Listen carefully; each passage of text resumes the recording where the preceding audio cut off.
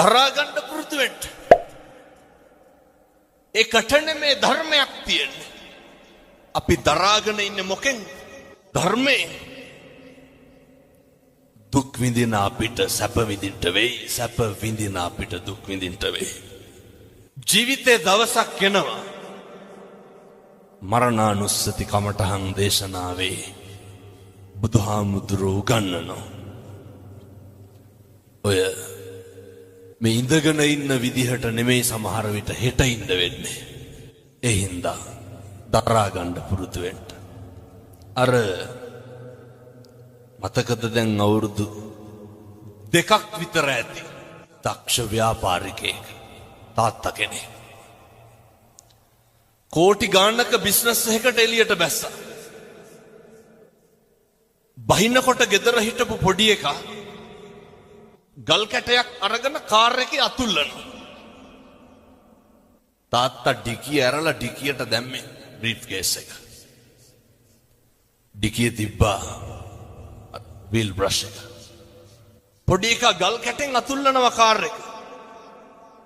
කේන්තිය කොච්චර ආවද කියනවනම් අර වීල් බ්‍රෂ් එක අරගෙන කොල්ලට ගැහුවා. දමලා ගැහුවා. පොඩි එකා කරන සමහරක් දේවල් දිහා බලලා සතුටු වෙලා නැද්ද තාත්තලා? එහෙමනේ.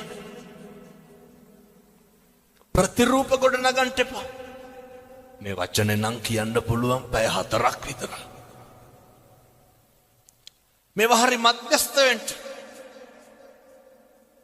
දුකක් ඇති වෙනවා නම් පින්නතුනේ, ප්‍රශ්නයක් ඇති වෙනවා නම් මැදිහත් නොවීමේ නිසා නෙමෙයිද? අර පොඩි එකා මොකක්ද අර කාර් එකේ ඇඳලා තිබ්බේ? කොල්ල ගල් කැටයක් අරගෙන කාර් එකේ ලියලා තිබ්බා මම මගේ තාත්තට ගොඩක් ආදරෙයි කියලා. පුරුදු වෙන්න ඉවසන්න. තප්පර 30ක් ඉවසලා බෙල්ල හරවලා බැලුවට නම්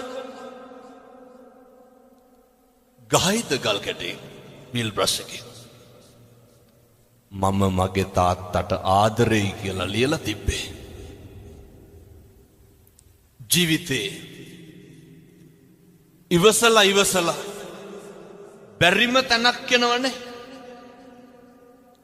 ඔතන දිවසන්ට මේක හෙට ඉඳන් ප්‍රගුණ කරන්න. මේවා ප්‍රගුණ කරන්න කල් දාන්න එපා. ගෙදර ඉන්නකොට ස්වාමියාට බණින්න කලින්, බිරිඳට බණින්න කලින්, දරුවන්ට බණින්න කලින් දෙපාරක් හිතන්න. මම පල්ලේ කැලේ බණකට වැඩියා බන්ධනාගාරේ. අවුරුදු 22ක විතර තරුණයෙක්. අඬලා වැඳලා කිව්වා හාමුදුරුවනේ එළියට ගිහිල්ලා මේක කියන්න.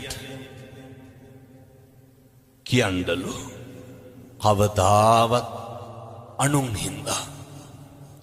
අපි කාට හරි ගැහුවොත් අනුන්ට ගහන්නේ නේ. විඳවන්නේ කවුද? අපි. පුරුදු වෙන්නලු එක විනාඩියක් ඉවසන්න. බන්ධනාගාර අධිකාරිවරයෙක් ලිපියක් ලියනවා.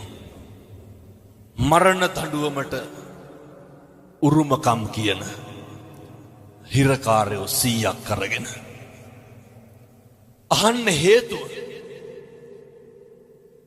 හේතුව විදිහට මොකක්ද කියන්නේ? මහත්තයෝ එක විනාඩියක් ඉවසපු නැති එක. එක විනාඩියක් ඉවසුවා නම් මොකද වෙන්නේ? පිහියෙන් අනීද? වෙඩි තියයිද? බෙල්ල කපයිද? නැහැ. අම්මේ තාත්තේ පුරුදු වෙන්න.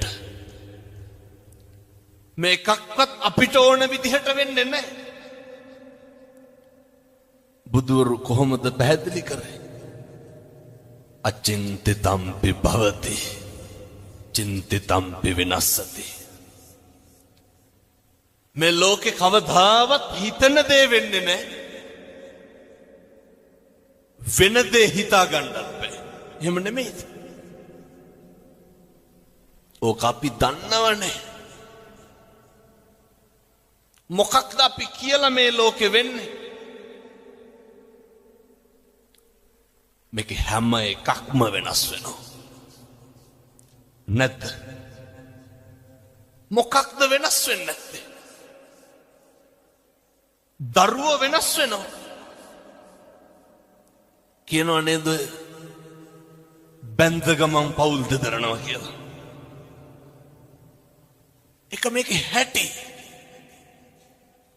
මේ ලෝකේ හැම එකක්ම වෙනස් වෙනවා නම් අපි නඩත්තු කරන අපේ ළඟම තියෙන වස්තුව මොකක්ද? අපේ ඇඟ, අපේ ශරීරය නේ.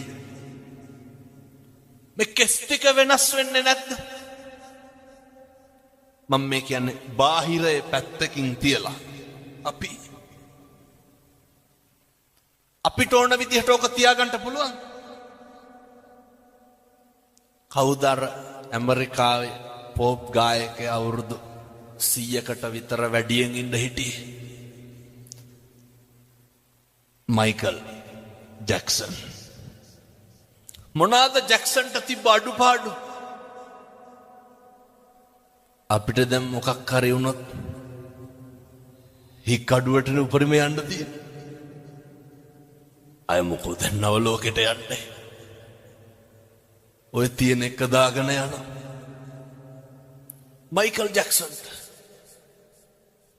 මොනවාද නොතිබ්බේ? ඇඟේ හැම කොටසක්ම ගබඩා කරලා තිබ්බනේ. දක්ෂ පක්ෂකම් තියෙන වෛද්‍යවරු 24 පැය සූදානම්ෙන් හිටියා. මරුනේ නැත්. අපි ගැන කවර කතාවද? කොරෝනා තිබ්බනේ නේ. මහරජා මරුනේ නැත්. මොකද සල්ලි නැතුවද? මංගල සමරවීර මහත්තයා දඩබ්බර සල්ලිකාරයෝ මරුනේ නැත්. ගම්වල අපිට තිබ්බේ දෙතුන් පාර හොදපු මාස්ක් එක විතරයි. කම්මං දල්හං කින්ති කරෝමි. කර්මය දැඩි වුණාම හැම එකක්ම මේක වෙනස් වෙනවා. මතක තියාගන්න. තල්ල කඩි කාලා මිනිස්සු මැරෙනවා, නයි කාලා බේරෙනවා. එහෙමයි. අපේ කියලා අපි තියාගෙන හිටපු අපේ මේ ශරීරය මේකේ දවසක් එනවා.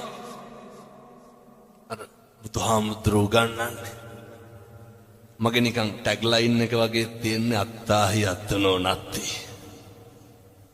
හරි සනාතනයි. අපේ අතින් අපිට වතුර ටිකක් බොන්න බැරි දවසක් එනවා. එහෙම නෙමෙයිද?